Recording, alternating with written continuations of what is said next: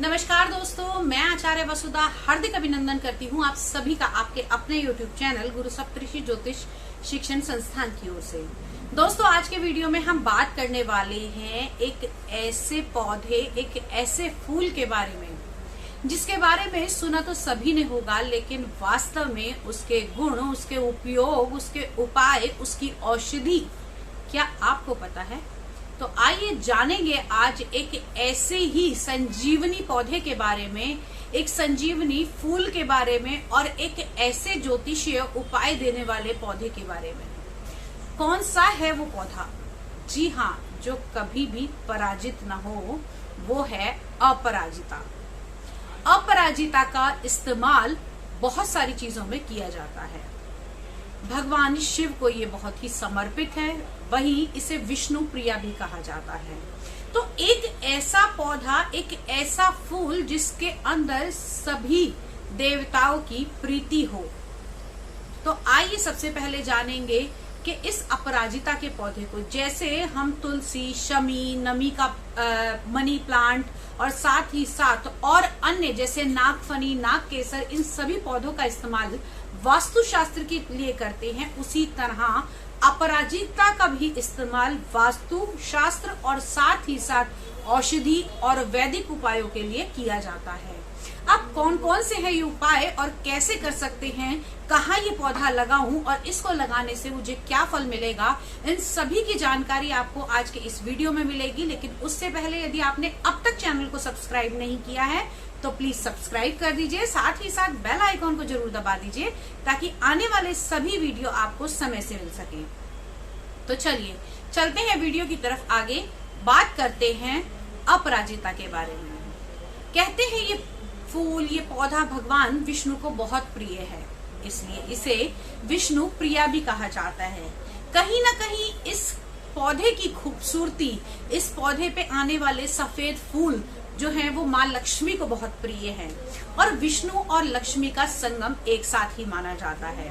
तो इस विष्णु प्रिय पौधे को अगर आप लगाते हैं तो आपके घर के अंदर धन, ऐश्वर्य और लक्ष्मी सदा के लिए विराजमान होती हैं।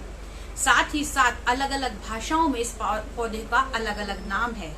कहीं पर इसे अफसोता कहते हैं, कहीं पर विष्णुकांता, कहीं पर विष्णु प्रिया, गिरिकर्णी, अश्वखुरा और बंगाली में सबसे ज्यादा नाम जिसको हम जानते हैं वो अपराजिता कहा जाता है। मराठी में गोकर्णी, काजली, काली, पगली, सुपली आदि के नाम से जाना जाता है। अलग अलग भाषाओं में इसके अलग अलग नाम हैं। इसका बखान करना बहुत ही मुश्किल होगा, शब्द बहुत ही कम होंगे, लेकिन फिर भी हम बताते हैं वास्तु के नजरिए से। अगर आप अपराजिता के पौधे को ईस्ट, नॉर्थ ईस्ट और नॉर्थ में लगाते हैं तो उससे आपको बहुत ही अच्छे फलों की प्राप्ति होगी। लेकिन भूल कर भी इस पौधे को आपने वेस्ट की डायरेक्शन में नहीं लगाना है। दूसरी चीज, अगर आपके परिवार के अंदर आपको ऐसा लगता है कि किसी के ऊपर साढ़े साथी चल रही है या शनि के कारण बहुत सारी दिक्कतें आ रही हैं, तो आप अपराजिता के फूल जो हैं, सफेद फूल, वो भगवान शनि को अर्पित कीजिए। फूलों की संख्या 8 रहेगी और ये शनिवार को 8 बार लगातार करना है आपने। जी हाँ, इसको 9 बार नहीं, इसको आपने 8 बार करना है। लगातार 8 शनिवार आपने अपराजिता के 8 फूलों से सफेद रंग के भगवान को चढ़ाने हैं और पूजा करनी है। अब अगला उपाय, यदि आपको लगता है कि आपके घर में धन की वृद्धि नहीं हो रही, पैसा आता है और खत्म हो जाता है, कहीं रुकता नहीं है, पैसा जुड़ता नहीं है, तो उस केस में आप अपराजिता का पौधा विधिवत पूर्वक, यानी कि आपने जब ये पौधा लगाना है तो भगवान विष्णु और लक्ष्मी को ये प्रेयर करनी है। शुक्रवार की शाम को आपने माँ लक्ष्मी की पूजा करके इस पौधे को साथ रखना है। बाद में पूजा करने के बाद में आप शुक्रवार के दिन ही आपने इस पौधे को अपने घर की नॉर्थ ईस्ट की जगह में लगा देना है। यदि ऐसा संभव ना हो तो आप ईस्ट में भी लगा सकते हैं और साथ ही साथ नॉर्थ में भी लगा सकते हैं। आपने हर शुक्रवार के दिन इस पौधे में रोली डला हुआ, जी हाँ कुमकुम डला हुआ जल चढ़ाना है। और किसी भी सफेद रंग की चीज जैसे कि आप कह सकते हैं बर्फी, शक्कर या कोई और सफेद मीठी चीज का भोग लगाकर आपने उसे कन्याओं में बांट देना है। माँ लक्ष्मी स्वयं साक्षात आपके घर में विराजमान होगी।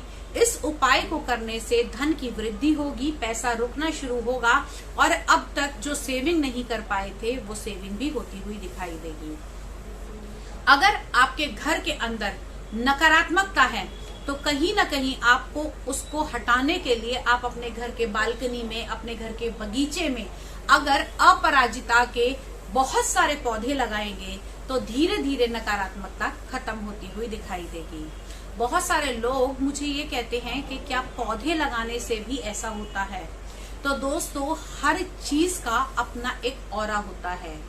अगर कोई चीज निर्जीव भी है तब भी उसका एक ऑरा है, उसकी एनर्जी है। ये हम पे डिपेंड करता है कि हम नेगेटिव एनर्जी को चूज करते हैं या फिर पॉजिटिव एनर्जी को चूज करते हैं।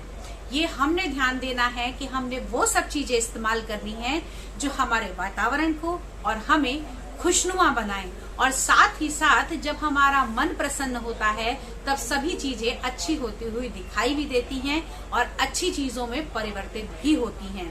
तो आज की वीडियो में बताए गए अपराजिता के उपाय आप कर सकते हैं। साथ ही साथ इसका औषधीय गुण भी बहुत सारे हैं।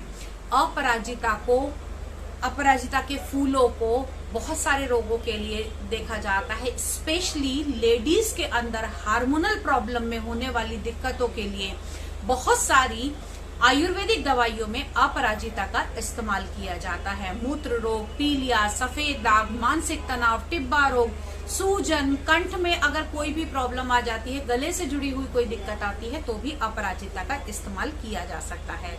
लेकिन ये किसी विशेषज्ञ की सलाह कर ही आप ले। हमने आपको अपराजिता से जुड़े हुए वास्तु एस्ट्रोलॉजी के उपाय बताए। वीडियो कैसी लगी? अगर अच्छी लगी तो अपने दोस्तों के साथ, अपने संबंधियों के साथ या जिन्हें आप जानते हैं उनको ये वीडियो जरूर फॉरवर्ड कीजिएगा। हो सकता है ये आपके लिए इतनी काम की ना हो, लेकिन शायद किसी को इस वीडियो की बहुत अधिक आवश्यकता हो सकती है। आज के वीडियो में इतना ही। अगली बार फिर मिलूंगी कुछ नया लेकर, कुछ इंटरेस्टिंग लेकर। तब तक के लिए जय मां भगवती।